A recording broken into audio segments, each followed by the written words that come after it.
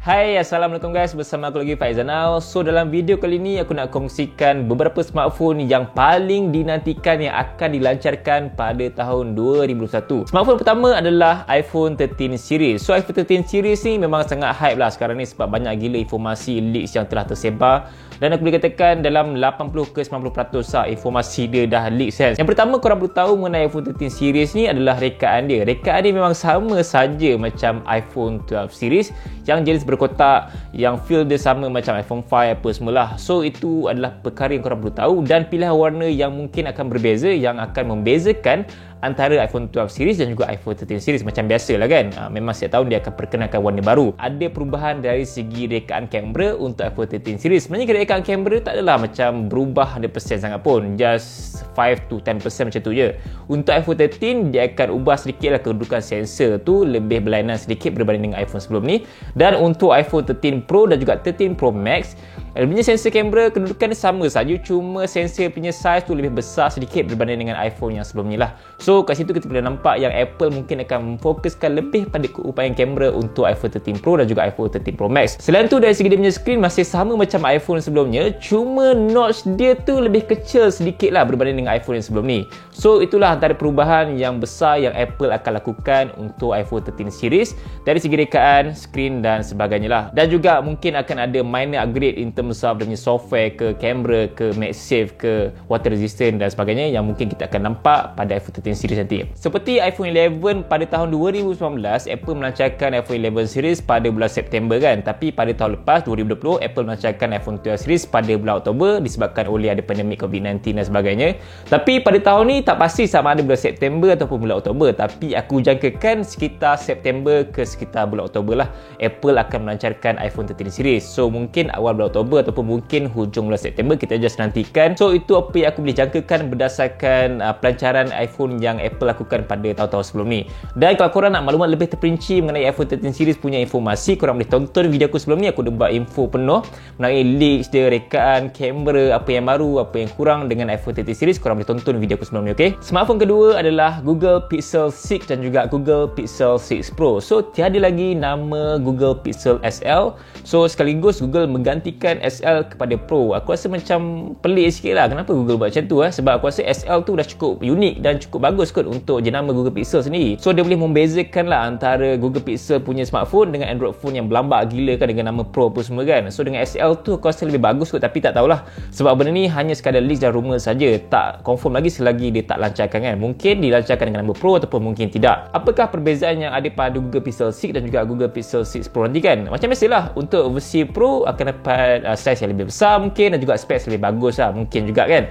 Sebab biasalah untuk yang Pro akan lebih mahal lah nanti kan, nama pun Pro kan. Tapi tak ada Pro Max tak sama macam iPhone. So ada dua varian saja kat situ. Untuk rekaan kali ni memang sangat-sangat berbeza daripada kebiasaan rekaan yang pada Google Pixel sebelum ni lah, macam Pixel 5 ke, Pixel 4, Pixel 3, 2, 1 semua memang sangat berbeza, which is aku rasa 360 kot dia punya perubahan untuk rekaan dia. Kalau korang tengok rekaan kamera dia tu memang straight macam tu je kan, macam Samsung Galaxy S10 series macam tu kan, dia punya kedudukan kamera, cuma dia ada warna pada bahagian atas tu yang akan membezakan warna-warna lain. So aku nampak situ ada keunikan yang Google buat pada Google Pixel 6 dan juga Google Pixel 6 Pro yang aku excited gila nak beli nanti kan. Sebab ada rumours mengatakan juga yang Google Pixel 6 series ni akan menggunakan chipset yang dibuat oleh pihak Google dengan codename Whitechapel. So Whitechapel ni adalah chipset yang standing dengan Snapdragon 870 lah berdasarkan informasi terbaru yang aku dapat dekat website sekarang ni. So dia bukannya standing dengan Snapdragon 888 tau. So kat situ aku boleh nampak yang untuk prestasi dia sebenarnya bagus untuk Snapdragon 870 punya level, cuma korang takkan dapat prestasi yang bagus macam Snapdragon 888, which is bagi aku it's a good enough lah untuk Snapdragon 870 punya level kan untuk sebuah smartphone pada tahun ni ataupun tahun mendatang bagi aku personally lah, sebab aku dah gunakan Black Shark 4. Ini boleh dikira sebagai macam chipset yang pertama yang Google akan lakukan pada smartphone diorang. So aku tak boleh nak letak harapan tinggi sangat in terms of optimization ke, dia punya prestasi ke, kepanasan apa semua kan. Dan paling penting sekali, bukannya phone kelas mid-range macam apa yang Google lakukan pada Google Pixel 5 yang aku rasa memang hamba gila kot, aku banyak gila kot kutuk pasal Google Pixel 5 tu kan. Untuk bahagian skrin, Google Pixel 6 series kali ni akan menggunakan skrin jenis AMOLED dengan punch hole display yang juga ada refresh rate tinggi pada kedua-dua varian. Cuma Untuk Pixel 6 ada limitation in terms of dia punya resolusi, iaitu hanyalah Full HD Plus saja. Manakala untuk yang Pixel 6 Pro, dia menggunakan resolusi yang tinggi sikit, iaitu WQHD Plus. So kat situ ada perbezaan dari segi resolusi antara kedua-dua varian ni. So kalau korang nak pilih resolusi yang lebih bagus, korang nak kena pergi kepada yang versi Pro lah. Pelancaran rasmi untuk Google Pixel 6 series masih belum disahkan lagi oleh pihak Google, memandangkan diorang tak umumkan lagi bila tarikh untuk pelancaran rasmi Google Pixel 6 series. Cuma kalau kita nak tengok pada tahun lepas, Google Pixel 5 dilancarkan sekitar bulan September kan. Tapi untuk tahun ni mungkin juga Google Pixel 6 series akan dilancarkan sekitar bulan September juga. So guys, kita just nantikan pelancaran untuk Google Pixel 6 series yang memang aku excited gila nak cuba untuk chipset Whitechapel nanti. Dia punya rekat yang baru dan juga ada versi yang Pro yang mungkin akan lebih bagus berbanding dengan Google Pixel 5 yang sebelum ni. Smartphone yang ketiga yang paling aku nantikan pada tahun ni adalah Samsung Galaxy Z Fold 3. So pada tahun 2019 buat pertama kalinya Samsung telah perkenalkan Z Fold yang pertama, bukan Z Fold tapi Fold 1, dengan hinge yang ada problem skrin apa semua yang membuatkan dia tunda penjualan. Dia jual pada hujung tahun dengan harga 8,000 lebih untuk harga rasmi di Malaysia. So memang mahal gila kot. Pada tahun 2020 pula Samsung perkenalkan lagi model kedua, iaitu Z Fold 2 5G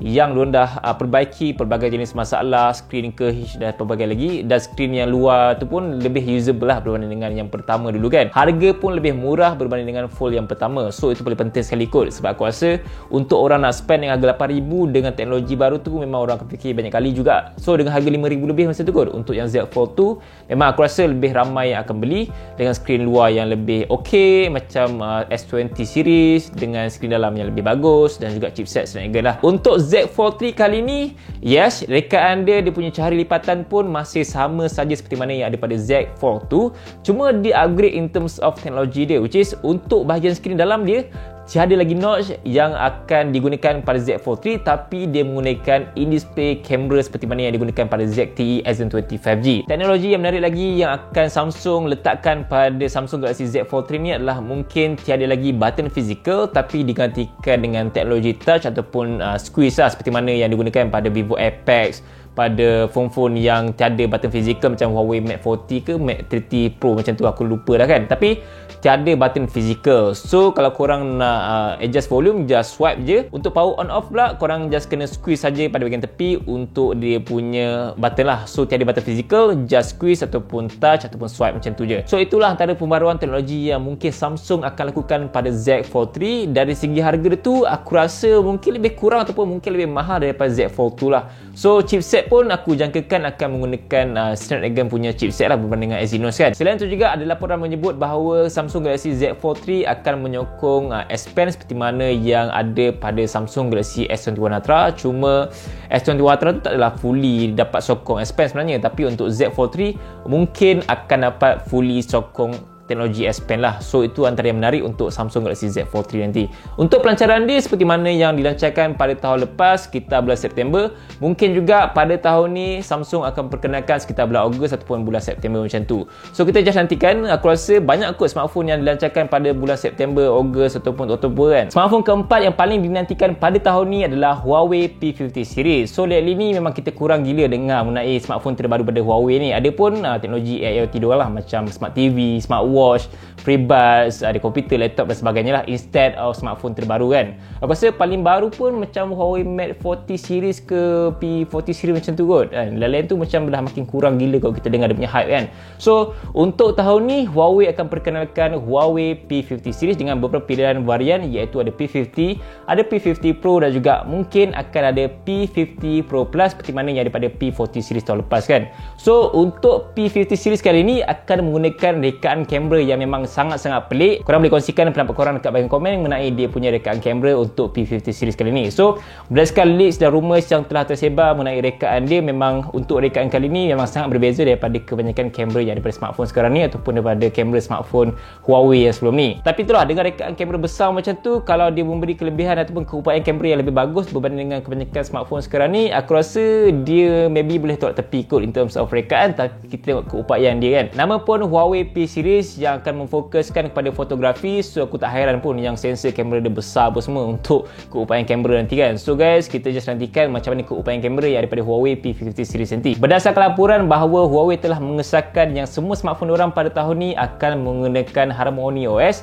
bukannya Android OS. So bermakna untuk semua phone Huawei yang akan ada pada tahun ni yang akan dilancarkan kelak akan dapat sekali dengan Harmony OS daripada kotak. Korang tak boleh gunakan Google Ecosystem untuk phone Huawei. Aku tak pasti sama ada boleh sideload ke apa semua nanti, tapi itulah hakikatnya bahawa tiada Google Ecosystem pada phone Huawei nanti, hanyalah Harmony OS punya ekosistem saja. So aku rasa macam untuk pengguna dekat China tak apa, boleh lah sebab diorang tak gunakan Google Ecosystem pun, tapi untuk kita pengguna kat Malaysia, especially dekat global apa semua, memang say no untuk Harmony OS sedangkan tiada Google Ecosystem. Ada juga laporan menyebut bahawa Huawei P50 series ni akan menggunakan chipset yang sama saja seperti mana yang digunakan pada Huawei Mate 40 series, iaitu Kirin 9000 yang juga ada rangkaian 5G. Tapi ada laporan yang menafikan benda tu dan dia mungkin akan menggunakan chipset yang barulah. Aku tak pasti sama ada mana yang satu betul, tapi aku jangkakan bahawa Huawei P50 series akan mempunyai prestasi level-level flagship lah, which is bagus untuk tahun ni dan juga tahun mendatang. Pelancaran untuk Huawei P50 series dijangkakan akan dilakukan pada bulan Jun tahun ni, which is dah dekat dah kan, pada bulan depan kan. So memang dah dekat gila untuk pelancaran rasmi dia,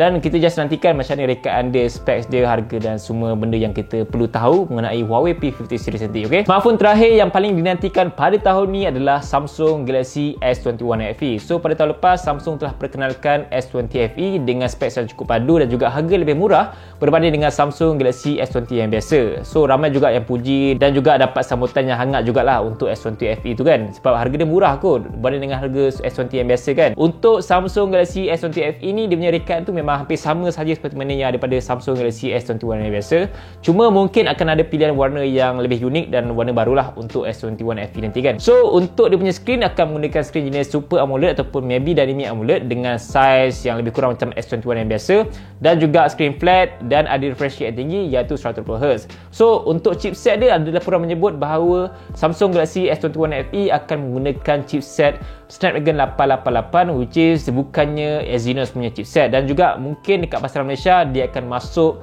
chipset Snapdragon bukannya Exynos seperti mana yang ada pada Samsung Galaxy S20 FE kan, dia masuk chipset Snapdragon kan, bukannya Exynos kan. So itu adalah berita baik untuk peminat Samsung Galaxy S series nanti yang akan beli S21 FE nanti. Setakat ni tak banyak maklumat yang dikongsikan mengenai Samsung Galaxy S21 FE ni, tapi apa aku boleh cakapkan adalah dia punya rekat lebih kurang macam S21 yang biasa, dia punya harga akan lebih murah sedikit dan juga specs dia mungkin akan lebih kurang ataupun mungkin akan lebih sedikit berbanding dengan S21 yang biasa. Manakala untuk pelancaran rasmi dia mungkin akan dilancarkan sekali dengan Samsung Galaxy Z Fold 3 iaitu sekitar bulan Ogos ke bulan September macam itulah. So kita just nantikan pelancaran untuk Samsung Galaxy S21 FE nanti. So guys, aku rasa itu saja perkongsian aku mengenai 5 smartphone yang paling dinantikan pada tahun ni, dan antara kesemua smartphone tu, mana satu smartphone yang korang paling nantikan dan korang akan beli nanti, korang boleh kongsikan dekat bahagian komen, dan insyaAllah kita bertemu lagi lain video. Assalamualaikum, bye.